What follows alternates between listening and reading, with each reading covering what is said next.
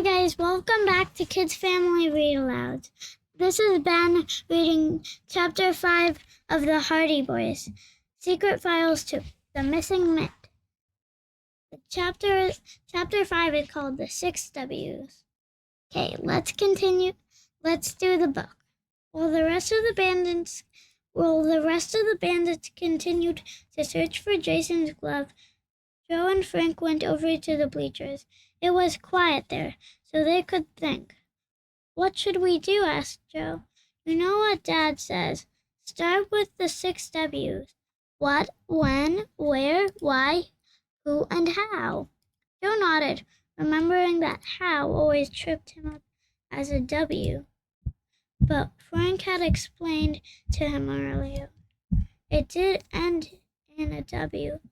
Frank pulled out a pen and a small spiral-bound notebook from his back pocket. Spiral-bound notebook from his back pocket. He wrote the words down in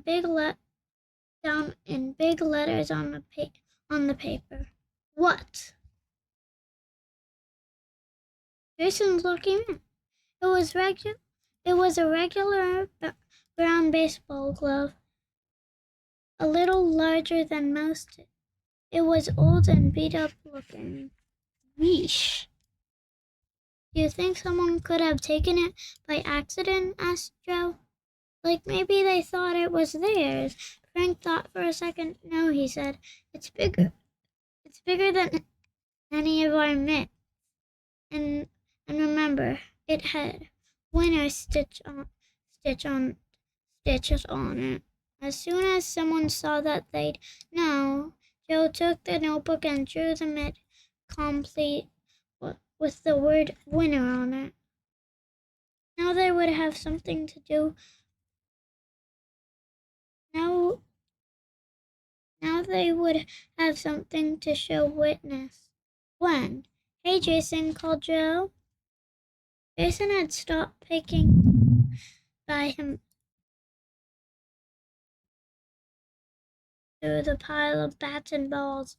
He was sitting by himself on the other side of the bleachers. He still looked angry. When Joe called his name, he came running over. "Are you guys going to find my mitt?" asked Jason. Excitedly.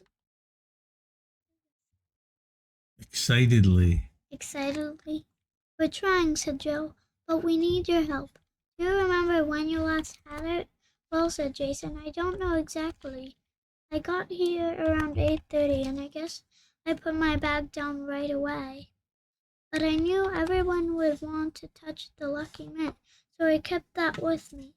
Then when it was time to practice, I threw it in with the rest of my stuff, right before you guys arrived." "When was that?" Frank looked at his watch. 8:59, exactly," he said. Then he wrote 8:59. Jason threw the mitt onto the pile. "Okay," said Joe. "When did you find out the mitt was missing?" "Right after Coach Quinn called a break. Mitt discovered missing at about 10 o'clock. Frank wrote in the book.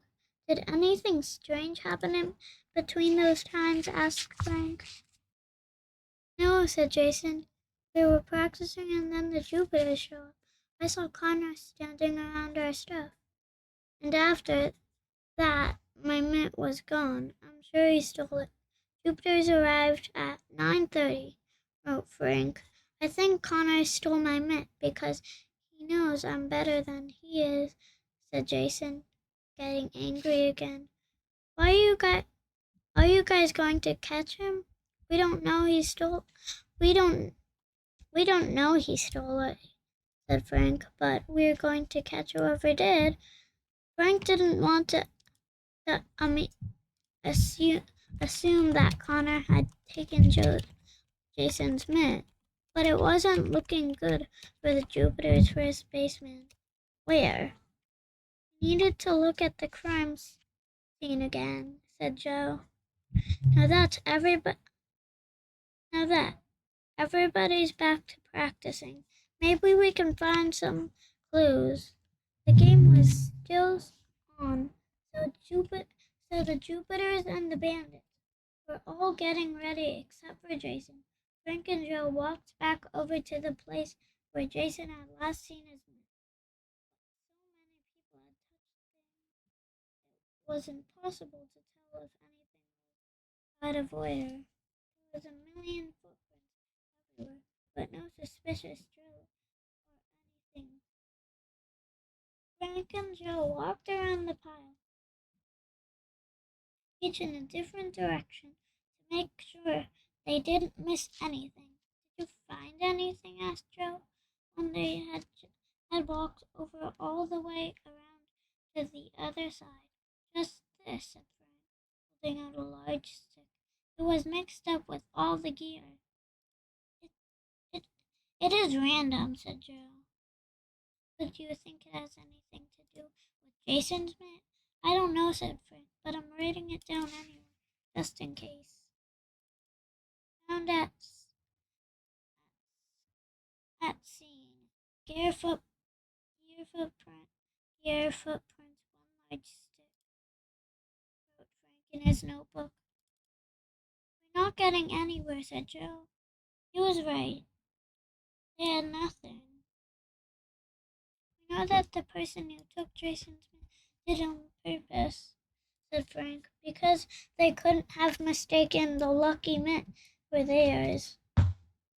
Right, said Joe. Maybe the Jupiters would do anything to win.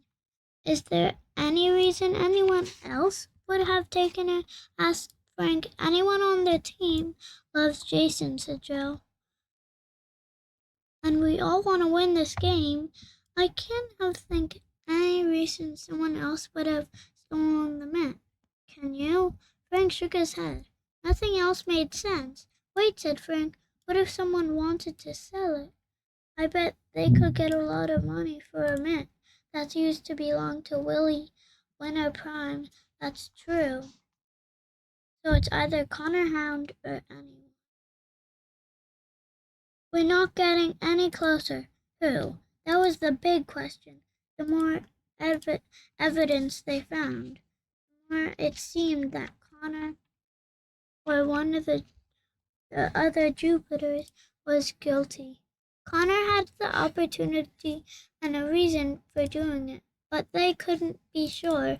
They needed a witness or a solid proof. That was what their dad had taught them. You need proof, not just a good suspicion. Suspicion.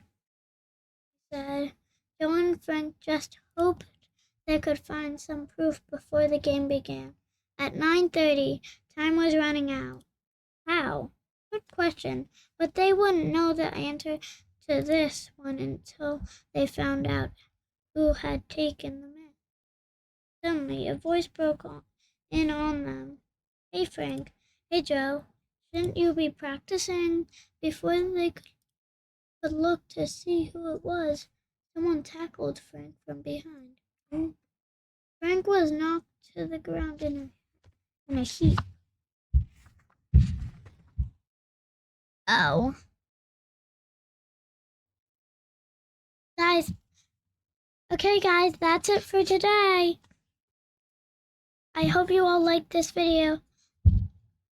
Sure to subscribe. Make sure to subscribe. And Bye. to like. And to like and subscribe.